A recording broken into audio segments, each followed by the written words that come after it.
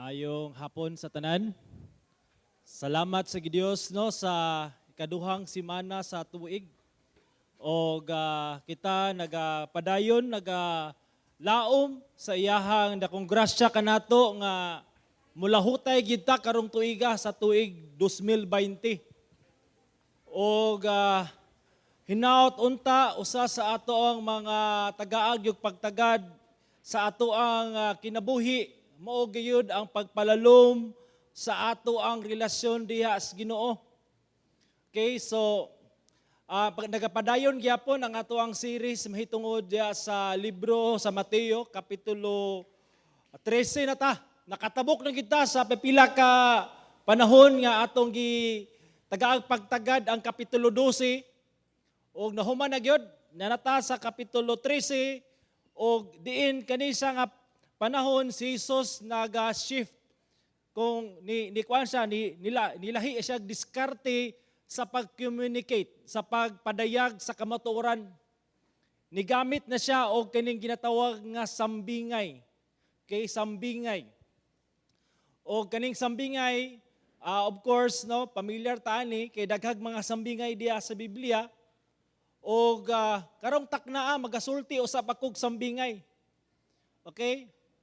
Moni ang sambingay. Nay usa ka dato nga lalaki. Okay, dato kay siya, daghan kay siya og mga kabtangan og naa say upat ka asawa, sambingay lang niha. Kasi mga dato upat dili nana. Upat ka asawa. Ang unang asawa mao ni nga palangga kay niya nga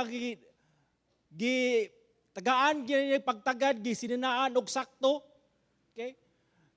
Mga alahas ba imo nga sa mga generation, mga blinks ba imo nga mga denims and diamonds ang kuan siyang lawas lugar, aritis, quintas, usaban na siya. Daghan kayo, so meaning palangga kay nila ginaandaman og saktong pagkaon. Okay? Unsa ba nga iyang gusto andaman kayod? Gisininaag sakto o kaning ikatulo niyang asawa, palangga gyapon niya.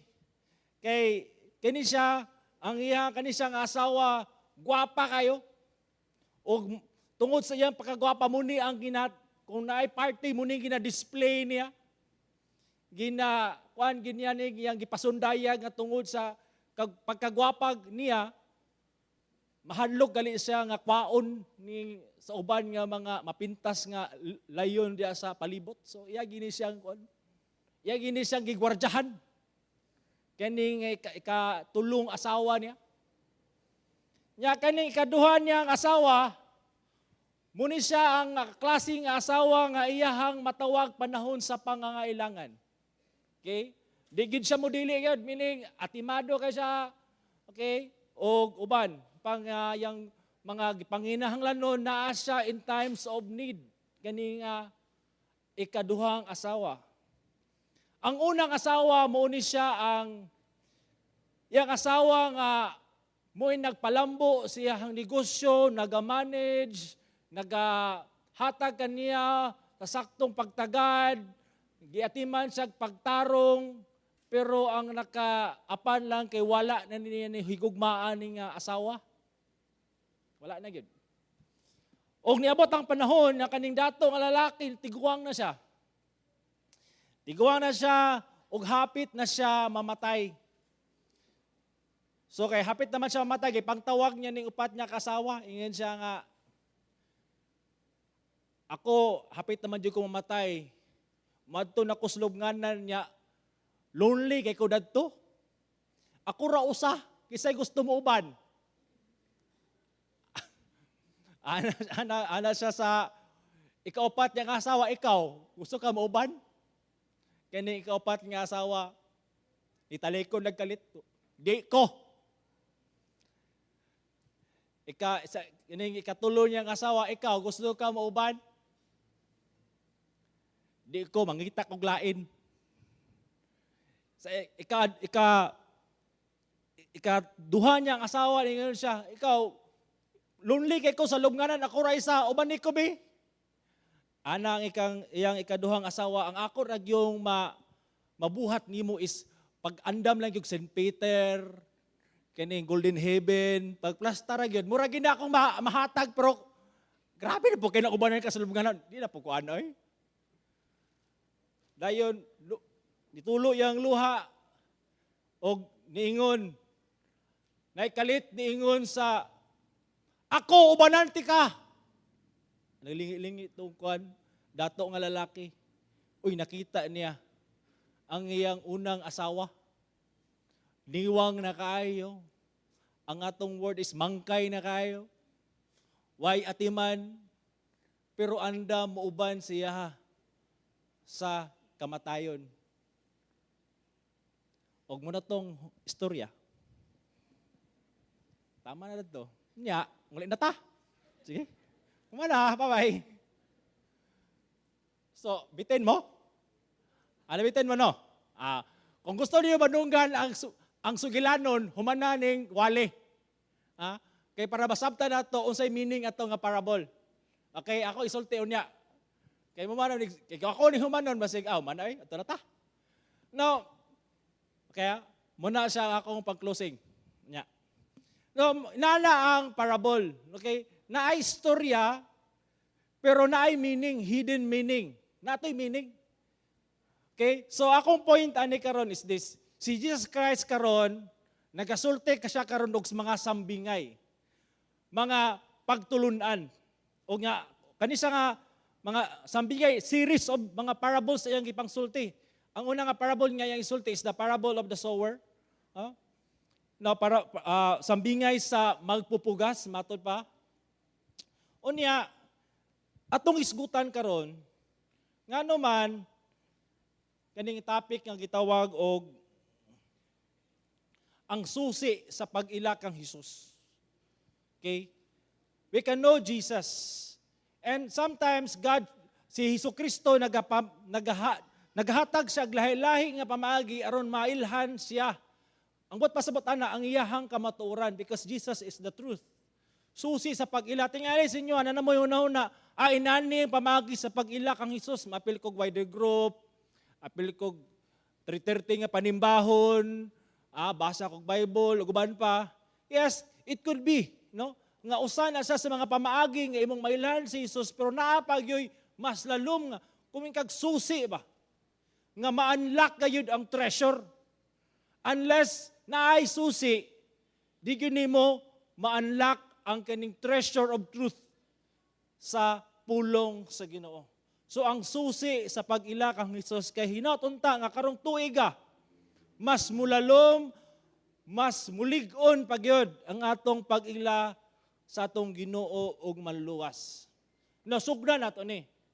Sa Mateo 13 bersikulo 1 ngadto sa 3, 10 pingon 15. Dili sa nato to isgutan tong parable dari nga gisgutan parable of the sower, ato lang isgutan nganong si Kristo nagsulti siya parable. Nganong nakaron parable nakaron ang iyang gigamit or sa mga sambingay. Now matod pa diha sa bersikulo 13 1 ug 2, klaro na kayo. Di na ko maglingi-lingi diha. Ni anang gihapong adlaw mibiya si Hesus sa balay ug milingkod sa daplin sa lanaw. So meaning lake. Timani nga kani nga balay nga iyang gibiyaan muning balay nga diin siya nagatudlo sa katawhan.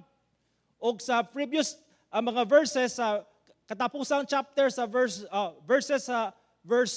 chapter 12 niyan na ang mga igsuon ni Hesus gingnan siya nga Hesus anaay mga nangita kanimo atong mga tao ala si Jesus kinsa man na imo mga igsuon then ninyo si Jesus Christ kato nagtuman og nagapaminaw sa pulong sa Ginoo katumo ako inahan mga igsuon meaning katong naay relasyon kaniya.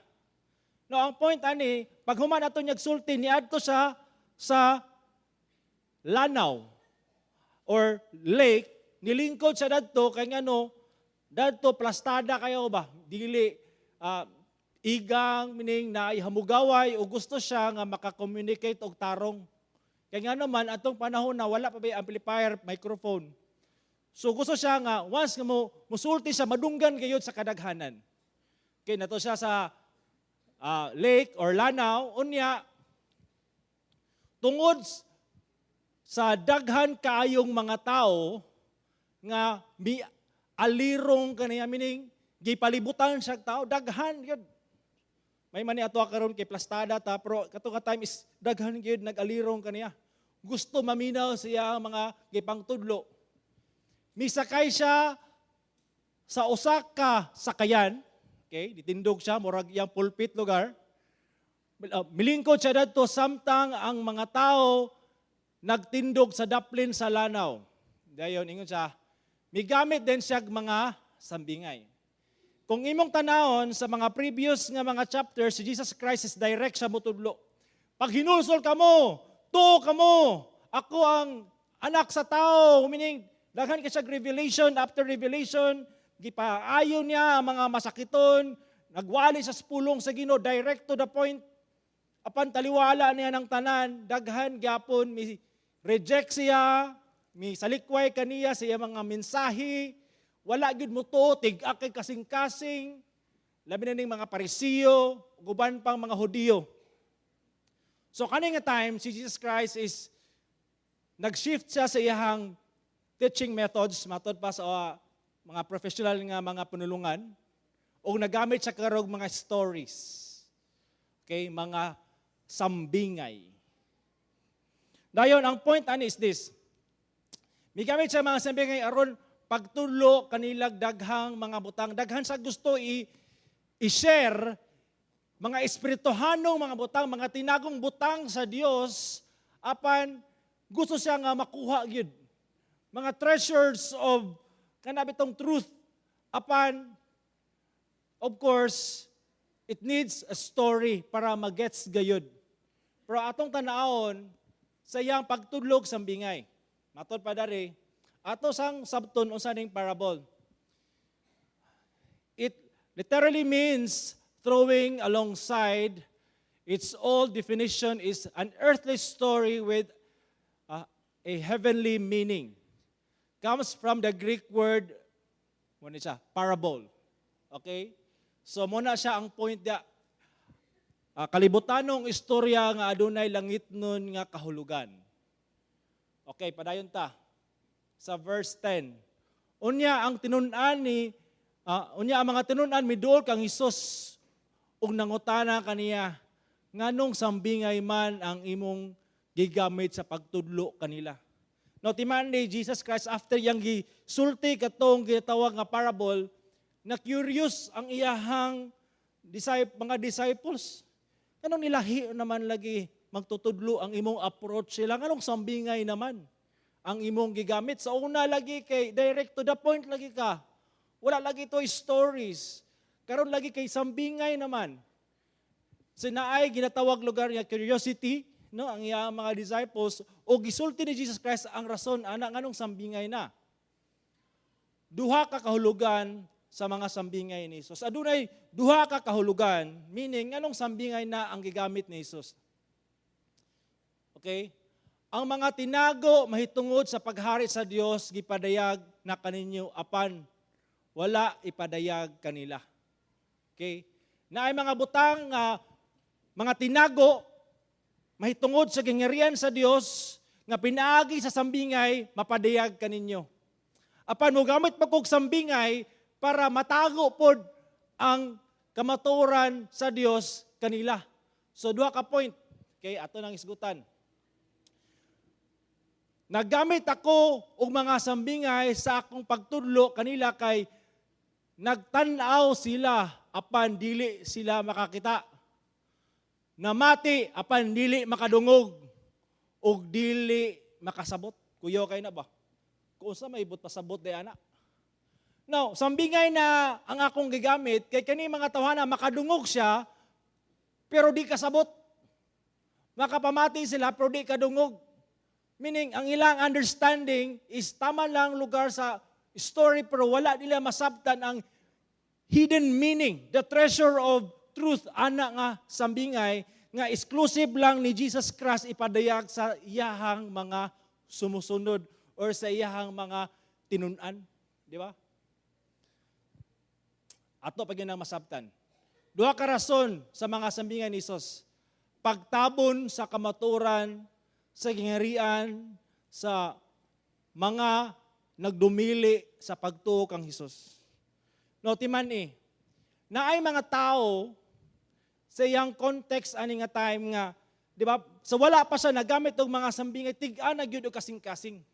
Taliwala sa mga milagro, taliwala sa iyahang mga pagpadayag, sa iyahang pagpadayag sa kamuturan, about sa gingharian sa Dios, tig-a gayud og kasing-kasing.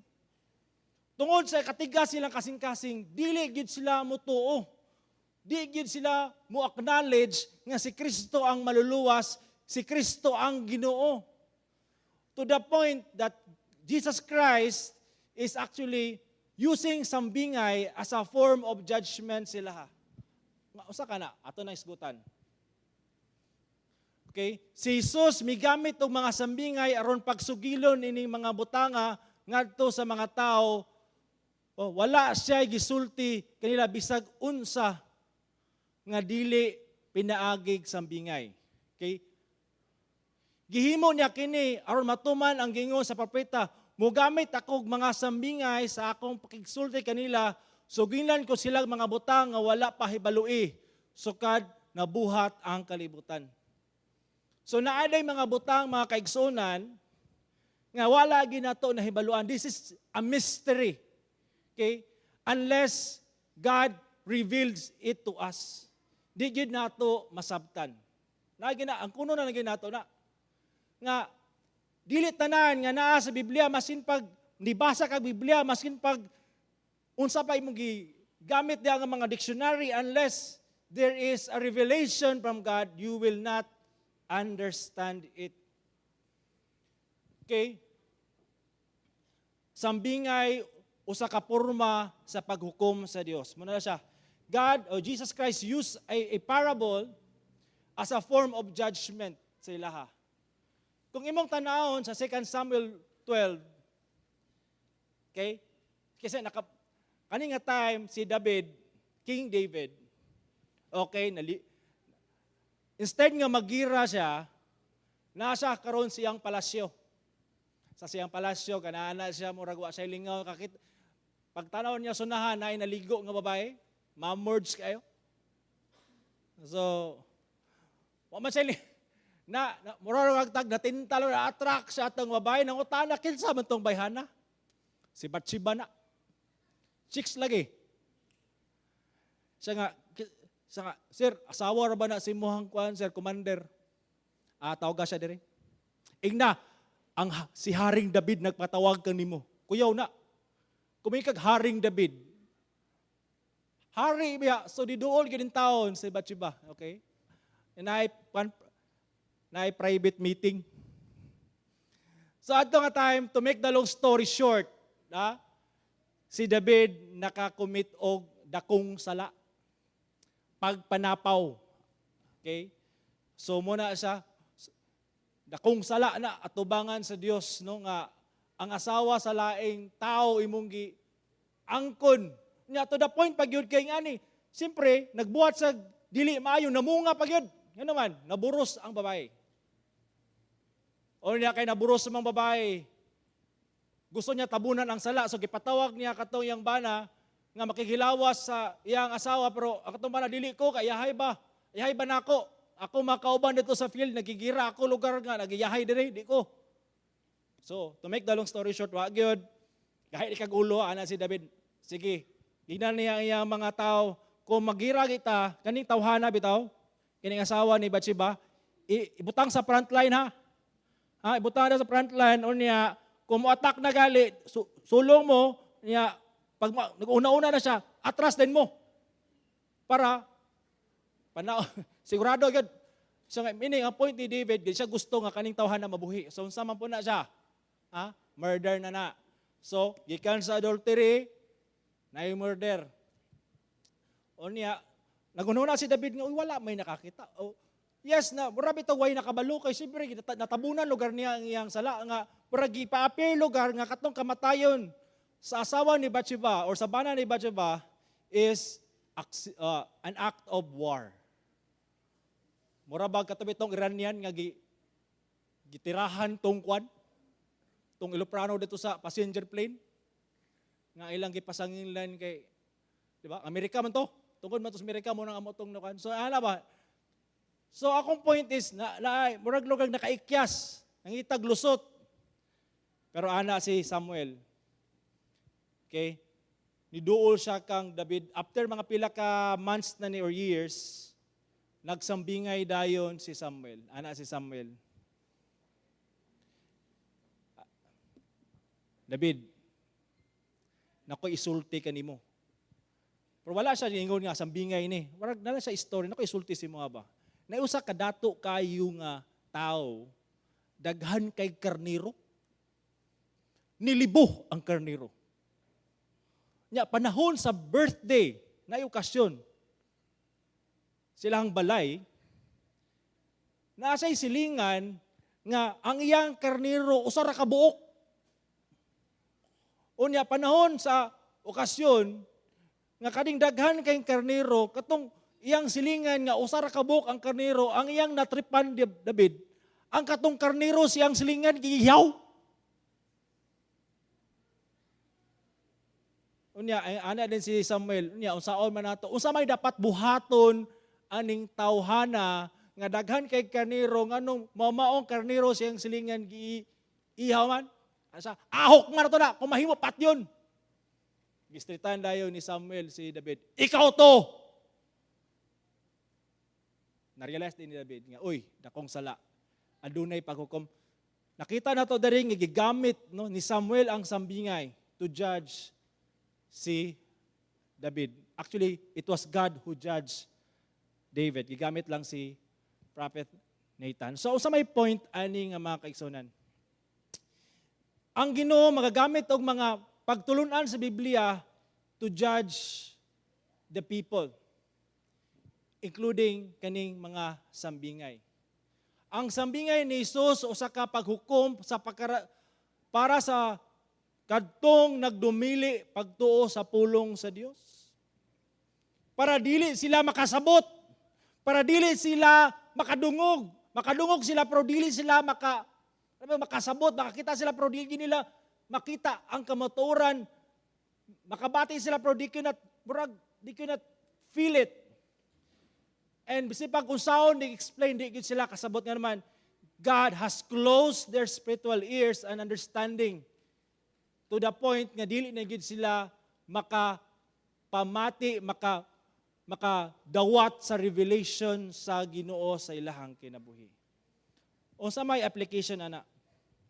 Kitang tanan, we continually hear the word of God. Matag Sunday naminaw ta, Bible study, guban pa.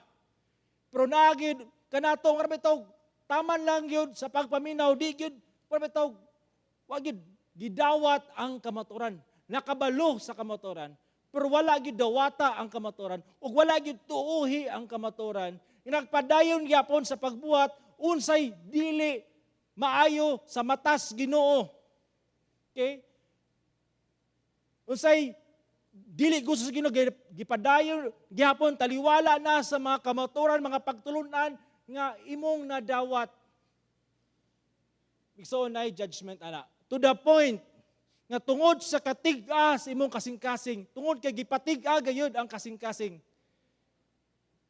God will judge us or His people or katong mga katawhan nga nagdumili gayud sa pagdawat sa kamaturan nga tig-ahon gayud ilang kasing-kasing nga to the point nga dili na sila makasabot, makadawat anang kamaturan nga gusto sa Ginoo nga iyang ipadayag sa katawan. Sa may point, ana. Ingon siya, mitubag siya og naingon, tungod kay kaninyo gitugot ang paghibalo sa mga tinago nga gingharian sa langit. Kanila wala kini gitugot. Iman niya, muni ang giingon ni Jesus, privilege mo nga nakabalo mo ani. Privilege mo nga nakasabot mo ani sa mga kamatuoran nga inyong gidawat. Pero kanila, nakadungog sila pero akasabot. Nabay na. Na mga butanga, basi pag-usaw ni mo, eksplikar sa gospel, ang isa galuha-luha na, ang isa pero sa, unsa? Basi usaw ni mo, explain, gamitan na ni mo illustration, gamitan ni mo picture. Basi magkuha na ka, pero, wag yapon ka-gets. Ano ni mga kakagets? Kung pwede na lang, ipakaon na lang. Hindi man pwede ipakaon. Pero di ba yung kakagets? Because ang makagets is katong tao nga giablihan sa Ginoo ang iyang hunahuna o kasing-kasing nga madawat niya. Kuha niyo na ang point. Ako pa gina i-prove sa inyo karon. Kanila wala gitugot. Kamo nga nakadungog, nga nakasabot, gitugot ni. Sila wala gitugot. Kuyaw kay na. Siya nga adunay iya, hatagan pagayod. Okay, magmadagayaon siya. Kuyaw kay no? Ikaw ang nakadawat sa kamatuoran, nakatagamtam sa katamis sa kamatuoran, sa mayong balita, duhagan pa yun na.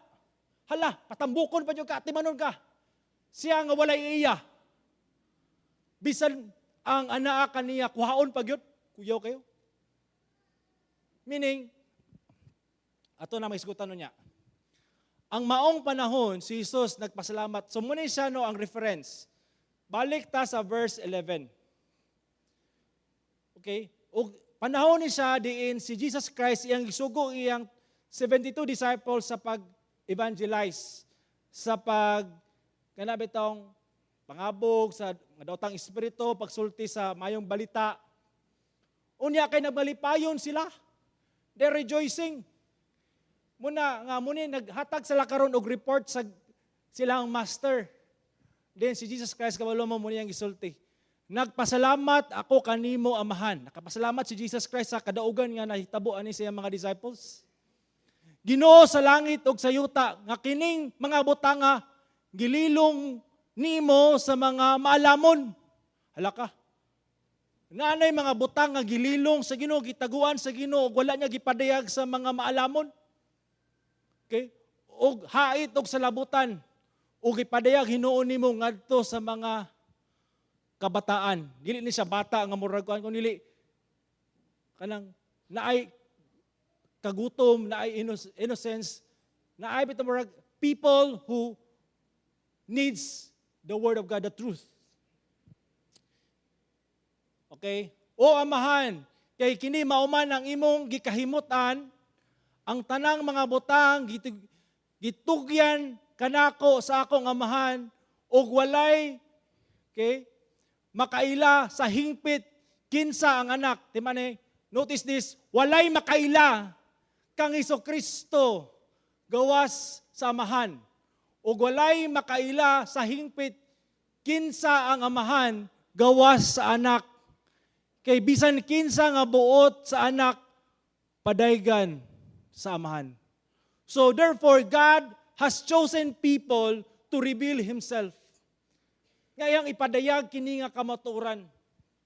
Og dili gyud ni siya sa tanan. Apan siya nga walay iya, meaning walay Jesus, bisa pag anaa kanya kwaon pagayod. Di gyud niya masabtan. Okay, matod pa dari diha kanila natuman ang propesya ni Isaias sa pagpaminaw makabati kamo apan dili makasabot. Sa pagtan-aw makasudong kamo apan dili gayud makakita. Unsa may point ani? Igsoon unless God reveal Himself to you, unless God open your understanding, unless God open your spiritual eyes, spiritual mind and heart, you cannot understand, you cannot appreciate the spiritual things that God has given to you. Igsuon, sa may point ani? Ikaw karon na ba kay kagutom? Imo bang na tagamtaman ang katamis sa pulong sa Dios? Imo ba yung nasabtan unsa gid ni sa ka-precious ni mga butanga? Because only those who are kana bitong na abli ang mga mata o spiritual eyes, maka-appreciate ani. In short, only those who are children of God. Adunay relasyon kang Jesus. Mo ra gyud ang makasabot. Okay? Sa mga muna nga karon sa mga kasimbahanan, kabalo mo unsay in karon? Muna mga pastor, uban, kuyaw na kayong ginabuhat. Murag mahimo ng entertainer. Mahimo mag-moonwalk ng uban. Ang uban usabay lang ginabuhat kay kung ang Kristo kung instead nga plainly truth ang gisulti, di man gyud ma-appreciate sa uban, murag gusto man og mga pang showtime, mga kadugay ana-ana yung suga uban pa. Mura na noon ni ang pulpit na himo na ang usa. It bulaga. It's showtime. And more of entertainment. Now, if you are here in church and you are looking for entertainment, sa mani, pastor, boring ba kayo? Sa mani, tagaw-taw, raman diha mo raman ni gadiskurso, sa ba? And if your attitude is, murag, sa to yung isulti, murag, awa ka to, di padulong. Murag, blanco. Pagkuli ni mo, mabi ni mo, busog kay pero blanco. Blanco una-una. Ikson, susiha. Susiha ang imong kasing-kasing, basin. Wala pagidiay. Wala pagidiay na abli.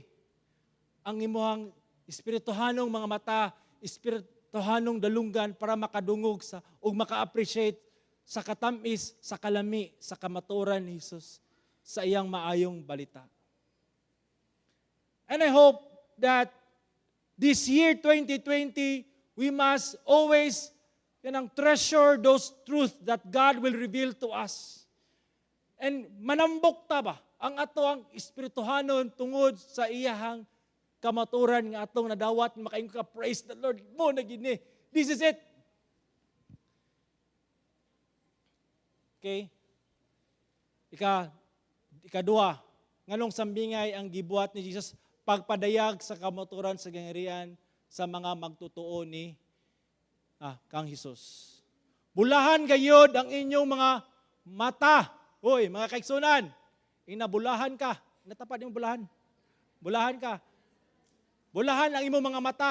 Kung nasa'y katarak, kung nasa'y inabulahan lang gyapon. Usa ba ka, burag, halap-halap man eh. Ako karon naman ko para kay burag di na gyud makaya. Okay? Bulahan niya po niya ako mga mata. Kay wala ni siya nag-refer sa physical nga mata. Nag-refer ni siya sa espirituhanong mga mata nga makakita ka sa kamaturan, masabdan nimo maka-praise the Lord ka sa imo, sa grasya nga nasabdan nimo kinsa giday ang imong maluluwas. Nga dili lang taman sa nahuna, kunili kaila jud ka kinsa siya sa imuhang kinabuhi. Munang tinuod nga bulahan, pakpakan nato ang buhi nga Dios. Bulahan. Okay? Okay, ang inyong mga dalunggan kay nakabati man kamo. Nakadungo ba kita sa pulong sa Ginoo? Okay, or usa nga pulong ato madunggan permente. Okay? Okay?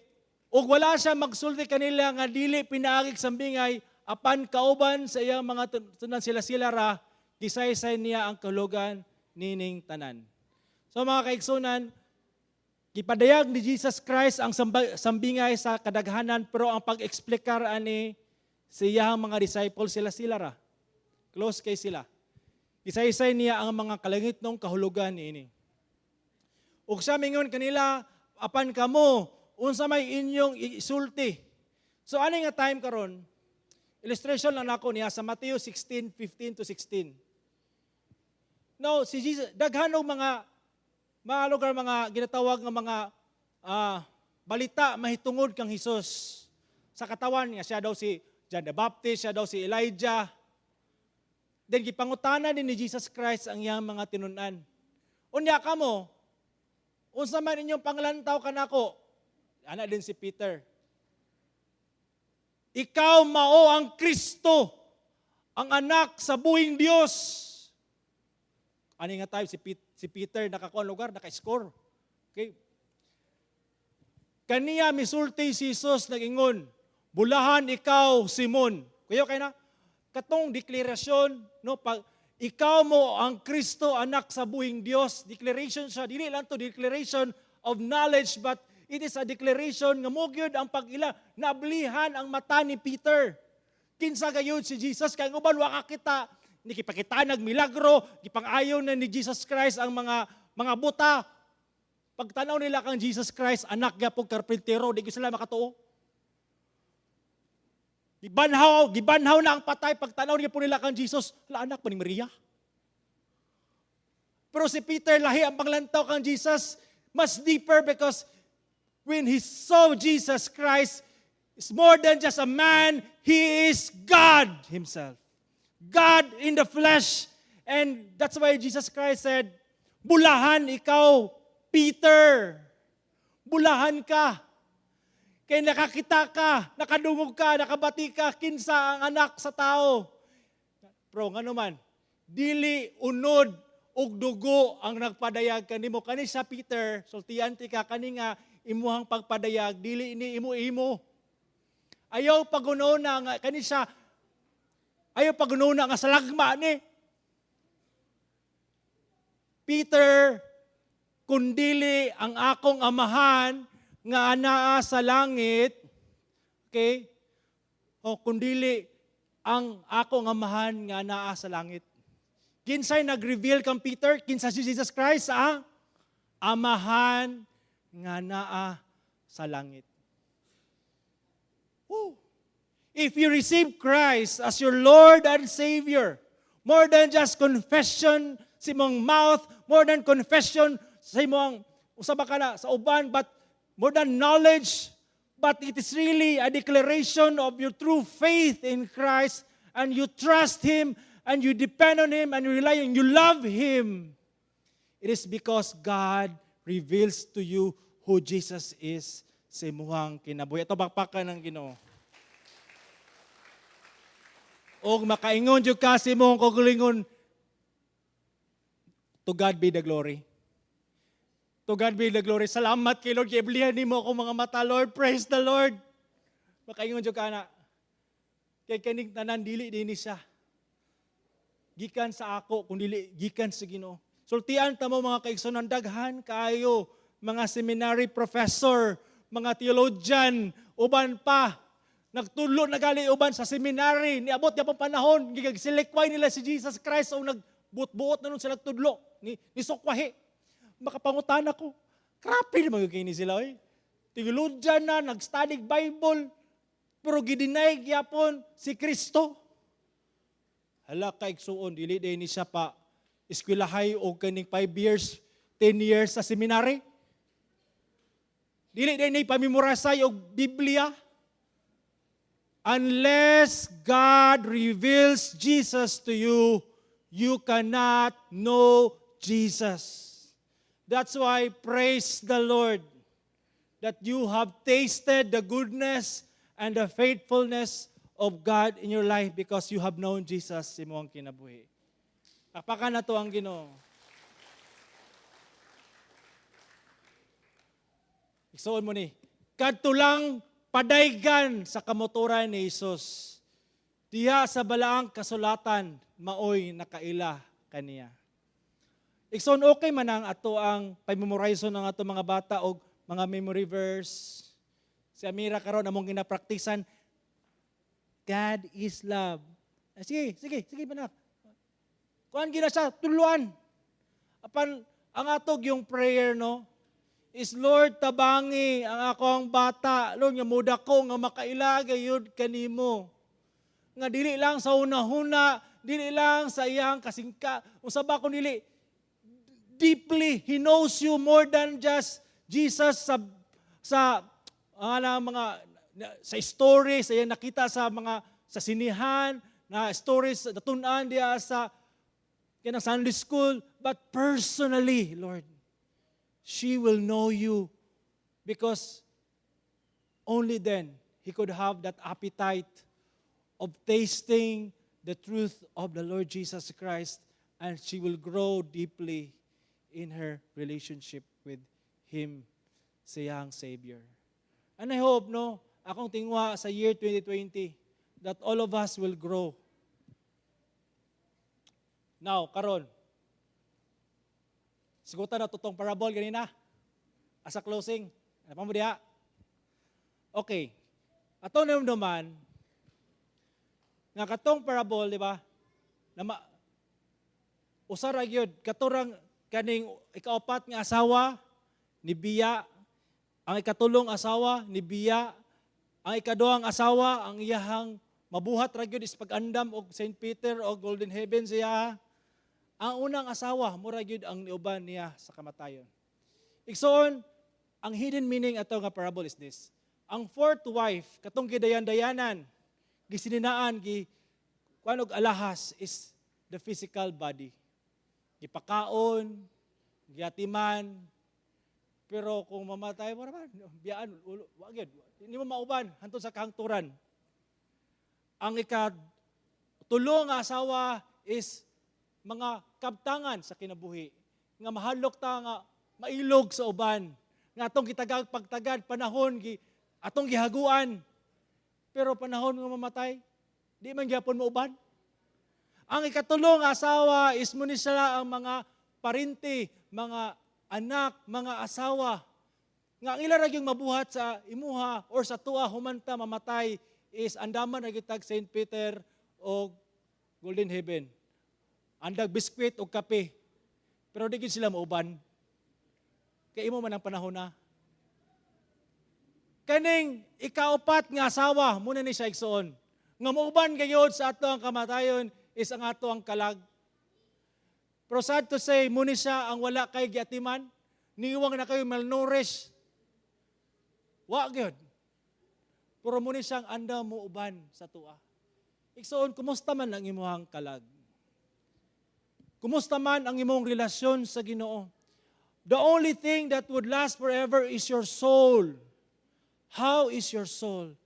Kabalo ba ka, hani mo spend ang imong eternity after death?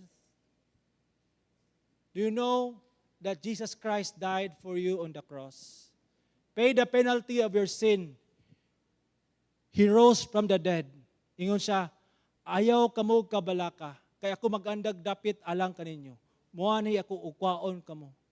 Therefore Christ, ang ato ra gyung makauban hangtod sa kahangturan is our soul in the presence of God. But only if you have understood the truth of the gospel that only Jesus Christ can save, only Jesus Christ can give you the gift of eternal life. Love Him, obey Him, because He is the only one that could give us eternal life. Let us pray. Salamat kay Ginoo sa imuhang pulong, kining tinago nga kamatuoran, Lord, nga amo gyung ma-appreciate gayod deeply sa imuhang kasing-kasing. Ablihi gayod, Ginoo, sa among espirituhanong mga mata, every time, Lord, mupakli mi sa Bible. Every time, Lord, maminaw mi sa pulong nimo. O guban pang mga pagtulunan. Nga dili lang mi, Lord, masatisfy sa knowledge, but above all, our personal relationship with you, that we would know you and the power of your resurrection. Bless your people of God. In Jesus' name.